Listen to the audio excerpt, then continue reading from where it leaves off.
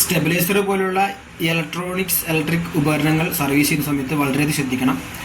Shock അടിക്കാനുള്ള സാധ്യതയുണ്ട്. അപ്പോൾ ഇതിനെക്കുറിച്ച് അറിയുന്ന ആൾക്കാർ മാത്രം ഇത് ചെയ്യാൻ ശ്രമിക്കുക. ഒരു ധാരണയില്ലാണ്ട് ഇങ്ങനെയുള്ള കാര്യങ്ങളും ചെയ്യരുത്. നമുക്ക് ജീവന് ഒരു അപകടം ഉണ്ടാകാൻ സാധ്യതയുണ്ട്. നമുക്ക് നേരെ വീഡിയോയിലോട്ട്. എല്ലാവർക്കും നമസ്കാരം. ഇപ്പോൾ വീഡിയോ ചെയ്തിട്ട് കുറച്ച് പേഴ്സണൽ കാര്യങ്ങളൊക്കെ ഉണ്ടായിരുന്നു, അതുകൊണ്ട് നമുക്ക് വീഡിയോ ചെയ്യാൻ പറ്റിയില്ല. അപ്പോൾ ഇന്ന് എല്ലാവർക്കും, ടെക്നീഷ്യന്മാർക്കും അതേപോലെ തന്നെ ഇലക്ട്രോണിക്സ് ഇഷ്ടപ്പെടുന്ന എല്ലാവർക്കും ഉപകാരപ്രദമാവുന്ന ഒരു വീഡിയോ ആയിട്ടാണ് വന്നിരിക്കുന്നത്. ഈ വീഡിയോ എല്ലാവരും സ്കിപ്പ് ചെയ്യാതെ കാണുക. ഞാനിന്ന് ചെയ്യുന്നത് V-Guardൻ്റെ ഒരു സ്റ്റെബിലൈസറാണ്. ഈ സ്റ്റെബിലൈസറിൽ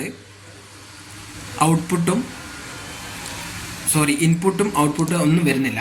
ഞാനിത് ഇവിടെ സ്വിച്ച് ഓണാക്കി വെച്ചിട്ടുണ്ട്, പക്ഷേ ഇവിടെ ഇൻഡിക്കേഷൻ കാര്യങ്ങളൊന്നും വരുന്നില്ല. അപ്പോൾ ഞാനിത് ഓപ്പൺ ചെയ്ത് വെച്ചിട്ടുണ്ട്. അതിനു മുമ്പ് ഇത് ഏതാ മോഡലിന് പറഞ്ഞുതരാം. ഇത് V-Guardൻ്റെ VG50 എന്ന് പറയുന്ന ഒരു മോഡലാണ്. ഇതിൻ്റെ ബേക്കിൽ നമുക്ക് ഇതിൻ്റെ ഡിലേ ടൈം കാര്യങ്ങളൊക്കെ കൊടുത്തിട്ടുണ്ട്. 2 to 4 minutes ആണ് ഇതിൻ്റെ ഡിലേ ടൈം വരുന്നത്. ഇത് ഒരു റെഫ്രിജറേറ്ററിന് ഉപയോഗിക്കുന്ന ഒരു സ്റ്റെബിലൈസറാണ്. അപ്പോൾ ഞാനിത് ഓപ്പൺ ചെയ്തിട്ട് നിങ്ങൾക്ക് ഇതിൻ്റെ ഉള്ളിലെ ഭാഗങ്ങളൊക്കെ ഒന്ന് കാണിച്ചു തരാം. സാധാരണഗതിയിൽ ഈ ടൈപ്പ് സ്റ്റെബിലൈസറുകളിൽ ഈ കോഡ് വയറൊക്കെയാണ് കംപ്ലൈൻറ്റ് വരാറുള്ളത്. അതിൽ കൂടുതൽ വേറെ കംപ്ലൈൻറ്റ് കാര്യങ്ങളൊന്നും വരാറില്ല. അങ്ങനെയാണ് നമുക്ക് ഇൻപുട്ട് കിട്ടാണ്ടാവുക. അപ്പോൾ നമുക്ക് ഈ ഒരു ഇതിൻ്റെ കോഡ് വയർ നല്ലതാണോ എന്ന് നമുക്ക് നോക്കാം. ഈ കോഡ് വയറിൽ 3 വയറാണ് വരിക: ഫേസ്, ന്യൂട്രൽ, പിന്നെ എർത്ത്. അപ്പോൾ നമുക്കൊന്ന് ചെക്ക് ചെയ്ത് നോക്കാം. ഫേസ് നേരെ ഈ ഒരു പിന്നിലേക്ക് വരുന്നു. ഇതൊരു ഫ്യൂസ് പോലെയാണ് വർക്ക് ചെയ്യുക. ഇതിങ്ങനെ ഈ ട്രാൻസ്ഫോമർ ഉണ്ടാവും. ഇത് നമുക്ക് എടുത്ത് നോക്കാം. ഇതിവിടെ ഓപ്പൺ ആണെങ്കിൽ നമുക്ക് ഇൻപുട്ട് വരില്ല, കറണ്ട് വരില്ല ഇവിടെ. അപ്പോൾ ഇത് ഓക്കെയാണ്, ഇത് പ്രശ്നമൊന്നുമില്ല. ഇനി ഈ ഒരു ലൈനിൽ നമുക്ക് കണ്ടിന്യൂറ്റി ചെക്ക് ചെയ്യാം. ഈ ഒരു ലൈനിലും ഇവിടെയാണ് ന്യൂട്രൽ വരുന്നത്, ചെക്ക് ചെയ്ത് നോക്കാം.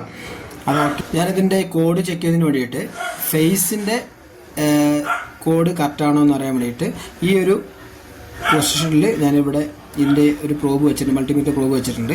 ഇത് നമ്മളിവിടെ ഈ കോഡ് വയറിൽ ടച്ച് ചെയ്ത് നോക്കുമ്പോൾ ഇവിടെ റീഡിങ് കാണിക്കുന്നുണ്ട്. അപ്പോൾ ഫേസ് ഓക്കെയാണ്. ഇനി നമുക്ക് ന്യൂട്രൽ ചെക്ക് ചെയ്ത് നോക്കാം. ന്യൂട്രൽ ചെക്ക് ചെയ്തതിനായിട്ട് ഈ ഒരു പ്ലഗിൻ്റെ ഈ ഒരു പൊസിഷനിൽ നമ്മൾ ഈ പ്രോബ് വെച്ചതിന് ശേഷം ഈ ഒരു താഴെ ഉള്ളത് ടച്ച് ചെയ്ത് നോക്കുക. അതായത് കാണിച്ചു തരാം.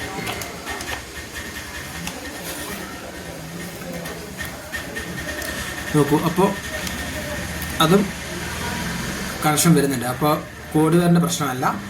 ഈ ഒരു ഇവിടെ കണക്ഷൻ, ഈ ഫേസ് വരുന്ന കണക്ഷൻ വരുന്ന അതിൻ്റെ ഫീസ് പോലെ ആക്ട് ചെയ്യുന്ന അവിടെയും പ്രശ്നമില്ല, അത് ഓക്കെയാണ്. അപ്പോൾ ഇനി വരുന്നത് കംപ്ലൈൻറ്റ് വരുന്നത് വരാൻ സാധ്യതയുള്ളത് ഈ ഒരു ബോർഡിലാണ്. ഈ ബോർഡിലാണ് വരുന്നത്. ഈ ബോർഡിൽ വരുന്നത് എന്തൊക്കെയാണെന്ന് കാണിച്ചു തരാം. ഇതിൽ റിലേ വരുന്നുണ്ട്, പിന്നെ അതേപോലെ തന്നെ ഇതിൻ്റെ ന്യൂട്രൽ പിന്ന് വരുന്നുണ്ട്, പിന്നെ ഔട്ട് വരുന്നുണ്ട്. അതായത് ഈ ഔട്ട്പുട്ട് പ്ലഗിലേക്ക് വരുന്ന പിന്നെ ഔട്ട് വരുന്നുണ്ട്. അതേപോലെ തന്നെ ട്രാൻസ്ഫോമറിൻ്റെ 3 ലൈൻസ് വരുന്നുണ്ട്. പിന്നെ ഈ ഒരു കണക്ഷൻ പോകുന്ന അതായത് ഈ ഒരു കണക്ഷൻ പോകുന്ന ഫേസ് ഇൻപുട്ടും വരുന്നുണ്ട്. ഇങ്ങനെയുള്ള കാര്യങ്ങളാണ് വരുന്നത്. അപ്പോൾ ഇനി ഇതെങ്ങനെയാണിത് ബാക്കിയുള്ള കാര്യങ്ങൾ നമുക്ക് നോക്കാം, എന്താണ് കംപ്ലൈൻറ്റ് നോക്കാം. ഇനി വരുന്നത് മെയിനായിട്ട് ഇവിടെ ഈ റിലേ കംപ്ലൈൻറ്റ് ഉണ്ടെങ്കിൽ നമുക്ക് ഇങ്ങോട്ട് ഔട്ട്പുട്ട് വരില്ല, ഇങ്ങോട്ട് ഇൻപുട്ട് കിട്ടില്ല. അപ്പോൾ അത് നമുക്ക് നോക്കാം. ഇത് കസ്റ്റമർ എന്നോട് ഈ കംപ്ലൈൻറ്റ് ഇത് നമുക്ക് സർവീസ് ചെയ്യാൻ നമുക്ക് പറഞ്ഞത് റിലേയിൽ നിന്ന് ഭയങ്കര സൗണ്ട് വന്നിട്ട് എന്തോ ഒരു ഡിസ്റ്റോർട്ടഡ് സൗണ്ട് വന്നിട്ട് ഇത് നിന്ന് പോയി എന്നാണ് പറഞ്ഞത്. അപ്പോൾ അത് എന്താണെന്ന് നോക്കാം. അപ്പോൾ റിലേ ഒന്ന് മാറ്റി വെക്കാം. ഫേസ് ഇന്ന് കൊടുക്കുന്ന റിലേ നമ്മൾ ഊരി വെച്ചിട്ടുണ്ട്, പക്ഷെ അത് കംപ്ലൈൻ്റ് ഉണ്ട്. അപ്പോൾ അത് നമുക്കൊന്ന് മാറ്റിയിടാം. മാറ്റിയിടുമ്പോൾ സംഭവം റെഡി ആവേണ്ടതാണ്, അത് നമുക്ക് നോക്കാം. ഈ ഫസ്റ്റ് കാണുന്ന റിലേ ആണ് കംപ്ലൈൻറ്റ് ഉണ്ടായിരുന്നത്. അപ്പോൾ ഞാനത് മാറ്റിയിട്ടുണ്ട്. നമുക്കൊന്ന് പ്ലഗ് ചെയ്ത് നോക്കാം. അപ്പോൾ എന്താണ് കംപ്ലൈൻറ്റ് ഇനി ഉള്ളത് നമുക്ക് നോക്കാം. നമ്മൾ പ്ലഗ് ചെയ്ത് ഓൺ ചെയ്ത് നോക്കാം. ഓൺ ചെയ്ത സമയത്ത് ഇൻപുട്ട് വന്നു, പക്ഷേ റിലേ അടിക്കുന്നുണ്ട്. ഇതായിരുന്നു കംപ്ലൈൻറ്റ് ഉണ്ടായിരുന്നത്. കസ്റ്റമർക്ക് ഫസ്റ്റ് ഒന്ന് കംപ്ലൈൻറ്റ് ചെയ്താണ് എങ്ങനെയാണ് ഈ റിലേ പോയിട്ടുണ്ടാവുക. അപ്പോൾ ഇനി ഈ കംപ്ലൈൻറ്റ് എന്താണെന്ന് നമുക്ക് നോക്കാം. ഈ റിലേയിൽ നിന്നും ഒരു നോയ്സ് പോലത്തെ സൗണ്ട് വരുന്നതിന് കാരണം മെയിനായിട്ട് ഈ കപ്പാസിറ്ററോ ലീക്കേജ് വന്നാലാണ് അങ്ങനെ വരിക. അപ്പോൾ ഈ കപ്പാസിറ്റർ നമുക്ക് ഒന്ന് മാറ്റിയിട്ട് വെക്കാം. പക്ഷേ അത് ബൾജോ കാര്യങ്ങളൊന്നും ആയിട്ടില്ല, അതിൽ വേറെ പ്രശ്നങ്ങളൊന്നും കാണുന്നില്ല. 47 മൈക്രോഫാരഡ് 25 വോൾട്ട് ഈ കപ്പാസിറ്റർ ഒന്ന് മാറ്റിയിട്ട് വെക്കണം. ഈ കപ്പാസിറ്റർ ഡാമേജ് ആയാലും അങ്ങനെ വരും, ഈ കപ്പാസിറ്റർ ആയാലും വരും. അപ്പോൾ ഈ കപ്പാസിറ്റർ ഒന്ന് മാറ്റിയിട്ട് വെക്കാം. അപ്പോൾ ഈ സ്റ്റെബിലൈസർ റെഡി ആയിട്ടുണ്ട്. അപ്പോൾ ഇതിൻ്റെ മെയിൻ പ്രശ്നം എന്താണെന്ന് വെച്ചാൽ ഈ ഒരു കപ്പാസിറ്റർ ഇതിപ്പോൾ കാണില്ല, ഒരു ഇൻഡിക്കേഷൻ വരുന്നുണ്ട്, പ്രശ്നങ്ങളൊന്നും വരുന്നില്ല. പക്ഷേ ഔട്ട്പുട്ട് നമുക്കൊരു 2-3 മിനിറ്റ് ഡിലേ എടുത്താണ് വരിക. അപ്പോൾ ഇത് പെട്ടെന്ന് തന്നെ ഇൻപുട്ട് വരണമെന്നുണ്ടെങ്കിൽ നമുക്ക് ഇതിനൊരു ഡിലേ സ്വിച്ച് ഉണ്ട് ഇവിടെ. ഡിലേ സ്വിച്ചിന് പകരം ഡിലേ 2 കണക്ഷൻസ് ഉണ്ടാവും, അതൊന്ന് ഷോർട്ട് ചെയ്താൽ അപ്പോൾ തന്നെ ഔട്ട്പുട്ട് വരും. അപ്പോൾ മെയിൻ കംപ്ലൈൻറ്റ് എന്തായിരുന്നു വെച്ചാൽ ഒരു റിലേ പോയിരുന്നു, ഈ കാണുന്ന റിലേ കംപ്ലൈൻ്റ്